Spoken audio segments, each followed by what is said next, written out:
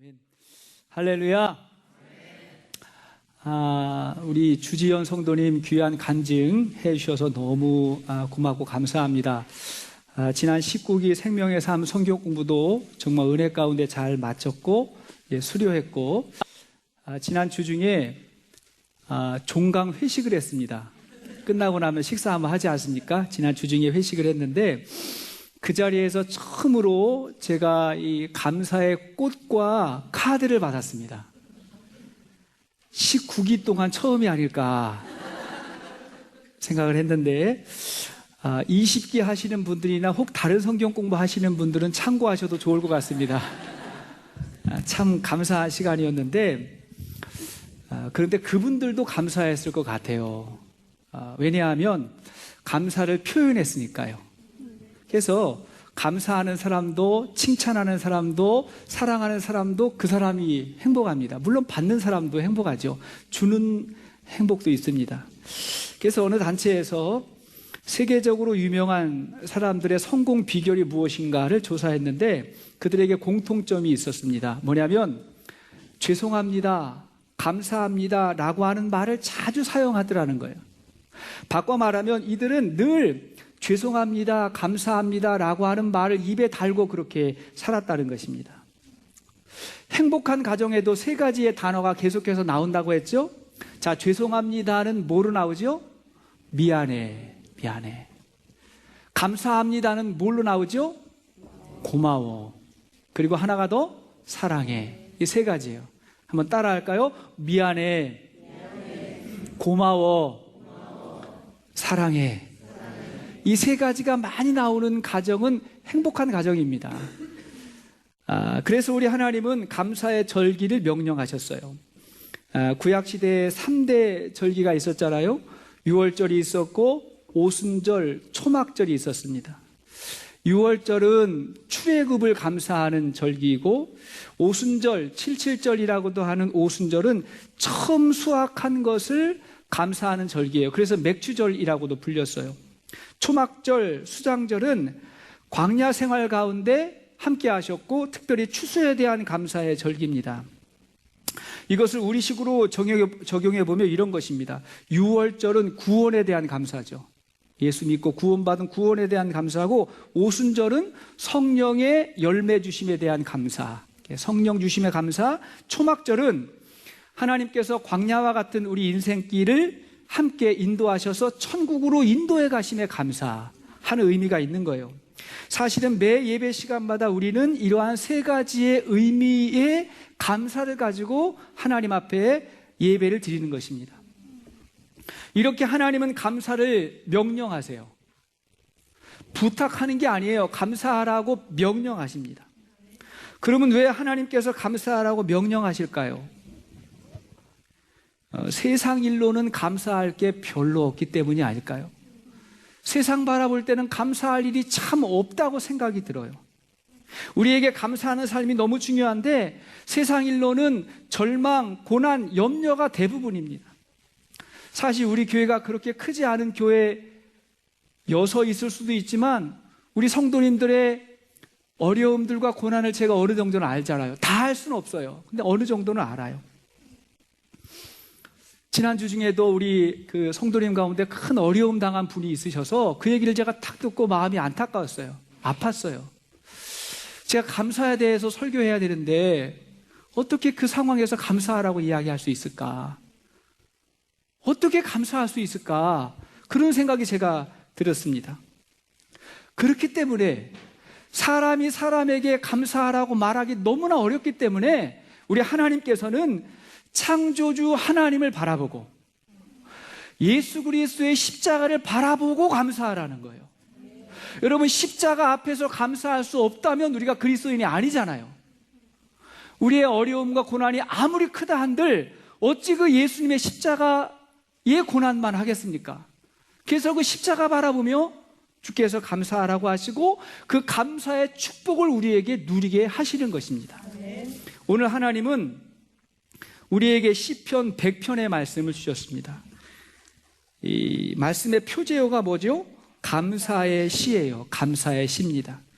감사할 것이 많아서가 아니라 감사하기가 어려우니까 이 말씀을 우리에게 주신 것입니다. 이 노래는 하나님의 성전을 찾을 때 부르는 노래였어요. 본문 4절 말씀 보니까 4절 시작. 감사함으로 그의 문에 들어가며 찬송함으로 그의 궁정에 들어가서 그에게 감사하며 그의 이름을 송축할지어다. 여기 보니까 감사함으로 그 문에 들어가고 궁정에 들어간다. 이 문과 궁정이라고 하는 건 뭐죠? 여호와의 집, 성전을 말하는 것입니다. 자, 그 안으로 들어갈 때 뭐 하라고요? 감사하라고요. 여러분들 교회에 예배 드리러 나오실 때 뭐 하라고요? 감사하라 그랬어요. 오늘 하나님께 예배 드리는 저와 여러분들에게 주시는 말씀이에요. 자, 오늘도 하나님의 성전에서 예배하는 우리들이 무엇을 어떻게 감사할 수가 있을까요? 첫째는 하나님을 찬송하며 감사해야 됩니다. 하나님 찬양하며 감사하는 거예요. 우리가 부르는 찬송 가운데 기쁨과 감사로 부르지 않을 찬송이 없지요. 여러분, 찬송하는데 슬픈 찬송이 있어요? 마음이 우울해지는 찬송이 있습니까? 세상 노래는 그래요. 그 노래 부르면 마음이 우울해져요. 자꾸 첫사랑의 생각이 나고 마음이 좀 그래요. 그런 세상 노래가 많아요. 근데 찬송을 부르면 기쁨이, 감사가 넘치잖아요. 또한 감사할 수 없는 사람이라 하여도 우리가 예배하는 그 순간만큼은 기쁨으로 찬양할 수가 있는 것입니다. 그래서 오늘 1절과 2절 말씀 보니까 시작. 온 땅이여 여호와께 즐거운 찬송을 부를지어다. 기쁨으로 여호와를 섬기며 노래하면서 그의 앞에 나아갈지어다. 온 땅이여 기쁨으로 찬송할지어다. 그렇게 이야기했어요. 빌리 그레이엄 목사님께서 마지막으로 쓰신 책이 인생이라고 하는 책이에요. 아주 좋은 책인데요. 이 책 1장의 첫 문장이 이렇게 시작이 돼요. 삶은 여행이다. 우리 인생은 여행이다. 이렇게 시작이 되고, 그리고 그 문단 말미에 이렇게 끝났어요. 죽음은 우리 모두에게 공평하게 찾아온다. 이렇게 말했습니다. 근데 이분이 이 책에서 말하려고 하는 건 뭐냐면 그 시작과 끝 사이에 우리 인생의 여정을 누구하고 함께 하느냐에 따라서 삶의 질이 달라진다. 그 얘기하고 있는 거예요. 그 누굴까요?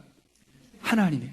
하나님과 함께 살아가는 그 인생의 여정이 어떻게 다른지를 그 책에서 이야기를 하고 있습니다. 그러면서 다음과 같은 이야기를 소개해요. 목사님께서 미국에서 가장 유명하다고 하는 연예인하고 텔레비전 토크쇼에 같이 출연한 적이 있습니다. 그분이 굉장히 유명한 분이었잖아요. 그래서 텔레비전에 나가지고 같이 이야기를 했는데, 그 방송이 끝난 후에 그 가운데 있었던 한 유명한 여성 연예인이 목사님을 따로 부르더니 목사님에게 잠시 이야기를 하더라는 거예요. 뭔가 말을 하고 싶었던 거예요. 상담받고 싶었어요. 이렇게 말했어요. 목사님, 제 삶이 공허합니다. 제 아름다움이 사라졌어요. 늙어가고 있잖아요. 날마다 술로 살아요. 제가 살아야 할 이유가 없어요. 연예인들에게 이런 초조함이 있잖아요.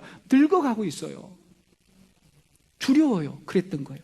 또 한 번은 미국에서 굉장한 부자로 손꼽히는 사람에게 이 목사님 부부가 저녁 식사 초대를 받고 함께 하는 시간을 가졌습니다. 그분은 75세의 노인이었는데 이야기를 나누는 중에 식탁에서 갑자기 이야기를 하다가 이분이 눈물을 그냥 쏟으시는 거예요. 눈물을 흘렸어요. 그러면서 하는 말이 그랬어요. 저는 세상에서 가장 비참한 사람입니다. 사람이 원하는 것은 전부 가졌습니다. 어디든 가고 싶으면 전용 요트나 비행기를 탈 수 있습니다. 원하는 것이 있으면, 값을 지불할 수 있는 것이 있으면 뭐든지 할 수 있어요. 하지만 제 내면은 너무 비참하고 공허합니다. 하면서 울더라는 거예요. 목사님께서 하고 싶었던 이야기가 그 다음에 소개가 돼요. 그 두 사람 만나고 얼마 후에 그분 집에서 가까운 작은 교회를 찾아갔어요. 그분은 담임 목사가 아니니까 여기저기 이제 가실 수 있었는데 집 가까운 작은 교회를 가셨어요. 거기서 목사님은 매우 활기차고 생동감 있는 사람들의 예배를 볼 수가 있었다는 거예요. 목사님이 볼 때 그들이 너무 행복해 보이는 거예요. 여러분들처럼 말이죠. 너무 행복해 보이는 거예요. 그들이 이런 고백을 하는 거예요. 우리의 재산은 별로 없지만, 우리는 유명하지 않지만 우리는 세상에서 가장 행복한 사람입니다. 그러한 고백을 가지고 하나님 앞에 예배 드리더라는 거예요. 여러분, 무엇이 다를까요? 이들은 인생의 시작과 끝 사이에 인생의 여행을 하나님하고 함께 하고 있었던 것입니다. 이들은 눈에 보이는 유한한 세상만 보지 아니하고 하나님과 함께 사는 영원한 세상을 보고 살았던 것입니다.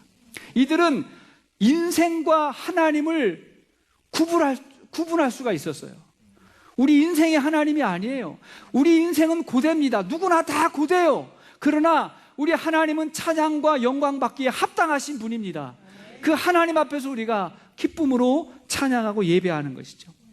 오늘 본문 1절, 2절의 말씀은 단순히 기뻐하라는 이야기가 아니고요.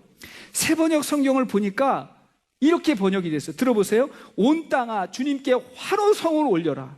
환호성을 올리면서 그 앞으로 나아갈지어다 그랬어요. 뭐 하라고요? 환호성을 올리래요. 소리를 지르면서 하나님 앞으로 나아가래요. 그게 예배라는 거예요, 여러분. 여러분은 언제 가장 기쁜 얼굴이 되십니까? 언제가 가장 행복해요? 맛있는 거 드실 때. 그죠? 스파게티 드실 때, 와, 얼굴이 밝고, 와, 기쁘다, 그럴 수도 있고. 어떤 분은 좋아하는 운동할 때, 막 야외 나가면 운동하니까 좋아하는 분 있고. 좋은 사람 만날 때, 그때 막 우리 얼굴이 밝아지지 않습니까? 물론 이런 기쁨도 있어야죠. 그러나, 그러기 위해서는 하나님 앞에서 기뻐할 줄 알아야 돼요. 하나님이 저와 여러분들의 예배 드리는 얼굴을 볼 때 딱 보니까, 야야, 너희들 얼굴이 그 스파게티 먹을 때 그 얼굴 아니잖아. 바깥에서 운동하고 뛸 때 그 기쁜 얼굴 어디 갔어? 하나님께서 그렇게 이야기하신다면 우리는 그 예배의 기쁨을 못 누리는 것이죠. 가장 기쁜 얼굴로 하나님께 찬양해야 된다고 저는 믿습니다. 예전에요, 그 쇼생크 탈출이라는 그 유명한 영화가 있었어요. 아내를 살인했다는 억울한 누명을 쓰고 감옥에 들어간 앤디라고 하는 사람이 주인공입니다. 굉장히 좋은 영화예요. 영화의 명장면이 너무나 많은데요. 이런 장면이 있었어요. 어느 날 이 앤디가 교도소에 있는 방송실에서 모든 재소자들이 들을 수 있는 음악을 틀어줘요. 실내나 실외나 막 운동도 하고 막 일도 하고 많은 일들을 하는데 거기에 모두가 들을 수 있는 음악을 딱 틀어줬는데 어떤 곡이냐면 모차르트의 오페라 피가로의 결혼의 서곡, 제목이 뭐냐면 저녁 산들바람은 부드럽게 라는 곡이에요. 들어보시면 알 거예요. 제가 불러보고 싶은데 실력이 안 돼요. 제가 그 음악이 갑자기 잔잔하게 시작됐다가 그 터프한 교도소의 음악이 쫙 울리니까요, 사람들이 처음엔 이게 무슨 소리지 하고 귀 기울이다가 모두가 다 자기가 하던 일을 멈추고 바깥에서 운동하던 사람조차도 가만히 서가지고 그 음악을 다 듣고 있는 거예요. 순간 그 교도소 안이 잠잠해지더니 편해지더니 제가 볼 땐 천국이 돼버린 거예요. 모두가 다 그 음악 속에 큰 기쁨을 누리게 됐어요. 이 일로 악한 교도소장이 앤디를 독방에 2주간 감금합니다. 여긴 감옥인데 천국 되면 안 되잖아요. 그래가지고 막 못된 짓 했다고 독방으로 보내요. 여러분, 독방이 굉장히 힘든 곳이래요. 보통 웬만한 사람 독방에 일주일 정도 지내고 나면 거의 미친답니다. 아무도 없잖아요. 혼자만 있잖아요. 앤디가 2주간의 독방 생활을 끝내고 나오니까 그 다른 친구들이 너무 걱정도 하고 너무 고마웠다고 어떻게 그런 생각을 했냐고 막 이야기를 하는데 힘들지 않았냐고 물으니까 앤디가 이렇게 말해요. 내 머리에는 피가로의 결혼이 들어있다고. 나는 그곳에서도 혼자 그 음악을 듣고 있었다고. 그래서 괜찮았다고 이렇게 이야기하는 거예요. 그 안에서도 그 마음에 천국이 임한 거죠. 여러분, 생각나는 성경 구절이 있죠. 바울과 실라가 빌립보 감옥에 갇혔을 때 무엇을 합니까? 사도행전 16장 25절 말씀 보니까 시작. 한밤중에 바울과 실라가 기도하고 하나님을 찬송하며 죄수들이 듣더라. 이에 갑자기 큰 지진이 나서 옥터가 움직이고 문이 곧 다 열리며 모든 사람의 매인 것이 다 벗어지니라. 이 기적은 감사와 찬송의 기적이었어요. 여러분, 우리가 찬양하는 곳이 천국입니다. 천국을 맛보고 싶으세요? 찬양하세요. 찬양으로 기뻐하세요. 그 자리가 천국의 자리가 될 것입니다. 그러면 어떻게 이러한 일이 가능할까? 우리가 감사하려면 두 번째, 하나님을 알아야 됩니다. 안다는 것은 경험한다는 것. 하나님을 만나서 경험해야 돼요. 3절을 보니까 3절 시작. 여호와가 우리 하나님이신 줄 너희는 알지어다. 그는 우리를 지으시니요 우리는 그의 것이니 그의 백성이요 그의 기르시는 양이로다. 이 고백을 보십시오. 하나님이 우리 창조자고 우리는 그의 백성이라는 거예요. 하나님은 우리의 목자이시며 우리는 그의 양입니다. 이 말은 하나님이 내 생명의 주인이라는 고백이에요. 우리는 예배할 때마다 내가 아는 그 하나님, 내 인생의 주인, 나의 목자이신 그 하나님께 우리는 예배드리고 있는 것입니다. 그러니까 감사할 수 있는 거죠. 여러분, 제가 제일 좋아하는 찬송이 찬송가 384장 나의 갈 길 다 가도록 입니다. 제가 사실 오늘 연주했던 그 곡을 제가 지정한 게 아니에요. 저 깜짝 놀랐어요. 어제 저녁에 알았어요. 이 찬송을 준비했다는 걸. 사실 이게 제가 제일 좋아하는 찬송가거든요. 그래서 저는요, 매주 새벽 기도 시작할 때마다 이 찬송을 부르고 시작해요. 새벽 기도 오시는 분은 알 거예요. 첫 번째 찬송이 이 찬송이에요. 저는 우리 성도님들의 장례식에 반드시 이 찬송을 부르고요. 제가 죽으면 장례식에서 이 찬송을 불러달라고 그렇게 이야기할 겁니다. 그러니까 아까 그 연주를 하는데 제가 눈을 딱 감는데 제 장례식 장면이 생각이 나는 거예요. 그때가 되면 이 찬송을 우리 자녀들이 이렇게 불러주겠지. 그런 감동이 저에게 왔어요. 전 너무 행복해요. 가사가 이러잖아요. 나의 갈 길 다 가도록 예수 인도하시니 내 주 안에 있는 긍휼 어찌 의심하리요. 믿음으로 사는 자는 하늘 위로 받겠네. 그 다음 가사가 뭐죠? 무슨 일을 만나든지 만사 형통하리라. 무슨 일을 만나든지 만사 형통하리라. 이러한 찬송입니다. 여러분, 이 찬송만 보면 무슨 일을 만나든지 만사 형통하리라 하니까 이거는 실패도 모르고 고난도 없는 성공한 사람의 고백처럼 그렇게 느껴지죠. 그런데 그렇지 않잖아요. 여러분 잘 아시잖아요. 이 찬송은 크로스비라고 하는 여인이 쓴 찬송시입니다.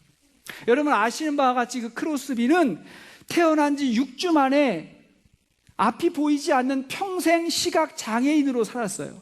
평생 앞을 볼 수가 없었습니다. 근데 그녀가 이와 같은 찬송을 8천여 편 지었어요. 우리 찬송가 안에도 크로스비의 찬양이 수십 곡이 됩니다. 그런 곡을 지었어요. 2절 가사를 보니까 나의 갈 길 다 가도록 예수 인도하시니 그 다음 뭐죠? 어려운 일 당한 때도 족한 은혜 주시네 라는 부분이 있어요. 어려운 일 당할 때도 족한 은혜 주시네.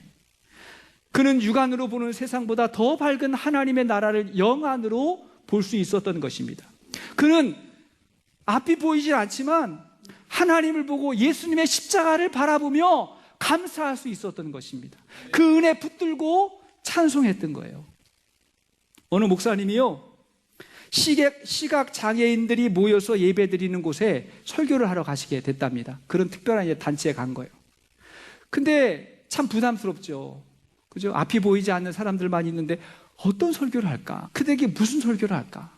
여러분들 아시겠지만 이 설교라는 거는 감사, 기쁨, 은혜, 소망, 믿음 이런 거잖아요. 근데 그들에게 도대체 무슨 설교를 할까 걱정하고 갔는데 설교를 하려고 단위에 딱 선 순간 그 걱정이 다 사라졌어요. 왠가 봤더니 거기에 앉아있는 사람들의 얼굴이 너무 밝고 너무 행복해 보이는 거예요. 세상에 그렇게 밝은 사람들을 보지 못했대요. 그러니까 무슨 이야기를 해도 모두가 다 기쁨으로 아멘 아멘 하면서 말씀을 듣고 예배를 드린 거예요. 거기가 천국이었어요. 그러고 나서 그 다음 주에 그 본인 교회에 와가지고 예배를 인도하려고 딱 섰는데 천국이 아닌 거예요. 거기가 눈도 보이고 귀도 들리고 다 들리는데 왜 천국이 아닐까? 그런 이야기 하시는 걸 제가 들었거든요. 정말 우리 하나님 바라보면서 감사할 수 있기를 축복합니다. 그렇죠? 우리가 어떻게 감사할 수 있을까? 셋째는 하나님을 신뢰하면서 감사하는 것입니다. 신뢰하면서 감사해요. 5절 말씀 보니까 5절 시작. 여호와는 선하시니 그의 인자하심이 영원하고 그의 성실하심이 대대에 이르리로다. 여기 보니까 여호와는 선하시니 그 인자하심이 영원하고 그 성실하심이 대대에 이른다. 이게 무슨 고백이죠? 하나님에 대한 변함없는 신뢰의 고백이에요. 난 변함없이 하나님 신뢰합니다. 이런 고백이잖아요. 여러분 이스라엘은요 당연히 하나님께 감사하며 살아야 될 백성들이었습니다. 보십시오. 애굽 땅에서 해방시켜 주셨고 홍해를 건너게 하셨고 광야를 지나게 하셨고 가나안 땅을 선물로 주셨습니다. 그러니까 이렇게 감사할 이유가 많은 거예요. 그런데 실상은 그 과정이 다 불평이었어요. 홍해 앞에서 불평했고, 광야를 건너가며 불평했고, 가나안 땅 정탐하고 와가지고 못 들어간다고 불평했고, 지나놓고 보니까 다 감사한데 순간순간은 다 불평이었던 거예요. 여러분, 우리는 다를까요? 우리가 그 속에 있었다 그러면 우리는 다를까요? 이런 걸 볼 때 정말 감사가 쉽지 않을 수 있다는 생각을 하게 되는 거죠. 어저께까지 감사해서도요, 오늘 어려운 일이 생기면 불평할 수 있어요. 지난주까지 감사했는데 오늘 어려운 일이 있으면 이 예배 시간에 이 마음의 원망이 나올 수 있어요. 인간이 이렇게 연약합니다. 이때, 이러한 때 하나님의 약속과 신실하심을 바라보며 감사하는 것입니다. 이 문제도 하나님이 함께 하신다. 이 또한 지나가리라. 아니, 이 모든 것을 합력해서 선을 이루시는, 선으로 바꿔가시는 하나님을 믿습니다 하고 주 앞에 엎드리는 거예요. 그 신뢰함으로 하나님 앞에 감사하는 것입니다. 우리가 너무나 잘 아는 예화 하나 이야기하죠. 어느 여집사님이 남편이 매일 술에 취해서 집에 들어와가지고 늘 속상한 거예요. 늘 속상해요. 그날도 어김없이 술에 취해가지고 들어와서는 냄새를 풍기며 그냥 잠자리에 들었습니다. 잠들어 버렸어요. 그 남편을 보면서 얼마나 화가 많이 납니까? 어떻게 그 남편을 보면서 감사할 수가 있겠습니까? 그런데 그 지난주 설교가 생각이 났어요. 지난주 설교 제목이 뭐죠? 범사에 감사하려면 이었잖아요. 그 교회도 그랬던 것 같아요. 범사에 감사하려면 감사하라고 했기 때문에 이 상황에서도 어떻게 감사거리를 찾을 수 있을까 하고 생각을 한 거예요. 여러분, 감사라고 하는 건 뭐냐면 사건을 재구성하는 거라 그랬죠. 재해석하는 거라 그랬죠. 이게 진짜 필요해요. 여러분, 우리 예준이를 딱 보면 누워있잖아요. 침대에 딱 누워있으면 편안해 보이세요? 힘들어 보이세요? 딱 누워가지고 막 이렇게 있는 거 보면 편안해 보여요? 힘들어 보여요? 사실대로 이야기하세요. 편안해 보이죠? 야, 참 좋겠다. 얼마나 편안하냐. 생글생글 웃고 참 편안해 보이죠? 근데 속이 꼬부러진 사람은요, 너 참 힘들겠다. 그죠? 지구를 지고 있잖아, 너 지금. 그죠? 나는 지구를 밟고 일어서 있는데 힘들지? 그죠? 그럴 수 있잖아요. 보는 관점에 따라서 힘들어 보이는 거죠. 그러니까 재구성하는 거예요. 이 여인이 남편을 보고 상황을 바꿔버렸어요. 이렇게 감사했어요. 술에 만취가 되어도 다른 집으로 안 가고 어김없이 우리 집에 오니까 감사하고, 다른 집에 찾아가 보세요. 주거 침입죄 혹은 불륜 아니에요? 딴 집으로 가면? 근데 우리 집으로 오니까 감사하고, 술 마셔도 한 번도 맞은 적이 없어서 감사하고, 술을 마시고 자도 다음날 멀쩡하게 일어나가지고 또 출근하니까 감사하고, 술 마시고 와가지고 오늘은 안 가 그러면 그거 얼마나 힘들겠어요. 근데 또 출근하니까 감사하고, 이렇게 계속 감사하다고 기도를 하는데 남편이 자다가 목이 말라가지고 눈을 뜬 거예요. 눈을 떴는데 아내가 기도를 하고 있네. 뭐라고 하나 들어보니까 계속 감사 그러는 거예요. 그래서 물었다는 거예요. 당신 뭐가 그렇게 감사해요? 뭐가 그렇게 감사하다는 거야? 물으니까, 예, 지난주 목사님 설교 말씀 듣고서 당신을 감사하고 있었어요. 남편이 멀뚱히 바라보고, 이게 가능한 일이에요? 당신을 감사하고 있었어요. 그랬더니 남편이 하는 말이 뭐냐면, 다음 일요일 예배가 몇 시지? 나도 가자. 그런 하나님이라면 난 믿어보고 싶다 이거죠. 나도 가자. 여러분, 남편 보고 감사하는 것이 아니라 하나님의 선하심과 성실하심을 보고 감사할 수 있기를 축복합니다. 그게 믿음이잖아요. 여러분, 말씀의 결론을 맺겠습니다. 제가 감사주의를 맞이해서 감사와 관련된 여러 가지 책을 보고 설교를 준비하면서 내린 제 결론이 뭐냐면, 감사에는 신비한 능력이 있다는 거예요. 감사에 신비한 능력이 있어요. 어느 목사님이 한 장로님에게 선물을 받았는데 귀한 차라고 하면서 주신 선물을 받았어요. 그 선물을 보니까 보이차였어요. 걸차가 아니고 보이차였어요. 그러더니 장로님이 이 보이차에 대한 설명과 자랑을 막 하기 시작을 했는데, 이거는 차가 아니고 만병통치약으로 이야기를 하시는 거예요. 차 하나 주면서 이야기를 하시더라는 거예요. 고맙다고 인사는 했지만 받아놓고 그냥 이렇게 서랍 안에다 놓고 잊어버렸어요. 그러다가 이제 어느 날 생각이 나가지고 포장지를 뜯고 차를 마셔보았다는 거예요. 근데 마셨는데 색깔도 맛도 향기도 형편없어가지고 실망을 하고는 다시 서랍에 넣었대요. 별로 맛이 없었다는 거예요. 근데 이상하게 그 후로 주위 사람들이 다 보이차 매니아더라는 거예요. 어디를 가도 찾으면 그 차를 주고 반응이 한결같다는, 다 똑같이 얘기를 하더라는 게, 이게 만병통치약이라고 이야기를 하더라는 거예요. 그래가지고 이제 그 차를 접하다가 마시기 시작했는데 어느 날 보니까 당신도 보이차 예찬론자가 됐대요. 너무 좋다고. 그러면서 소개를 하더라는 거예요. 여러분 어디서 좋은 거 있으면 어디 가서 꼭 이야기하죠. 보이차 이야기를 하더라는 거예요. 혹시 보이차가 필요하신 분은 우리 신성민 집사님에게 이야기를 하면 친절하게 잘 안내를 할 겁니다. 근데 제가 보니까요, 감사가 이와 같은 거예요. 감사가. 여러분, 감사라는 말 우리가 얼마나 많이 들었습니까? 근데 이게 별로 대단해 보이지 않는 것 같은데 그 능력이 대단한 거예요. 너무나 대단한 거예요. 최근에 제가 내린 결론, 이 감사가 신비한 능력이다. 감사는 최고의 항암제고, 최고의 회복제고, 최고의 방부제라고 합니다. 감사의 크기에 따라서 행복이 결정된다 그러고, 하나님의 주소는 두 곳이 있는데, 하나님의 주소는 두 곳이에요. 한 곳은 하늘나라에 있고 다른 한 곳은 감사하는 사람의 마음에 있대요. 저와 여러분들이 감사함으로 살면, 감사함으로 예배하면 오늘 이곳이 여러분들의 마음이 하나님 나라가 되는 줄로 믿습니다. 감사하며 살 수 있기를 축복합니다. 오늘 찬송 384장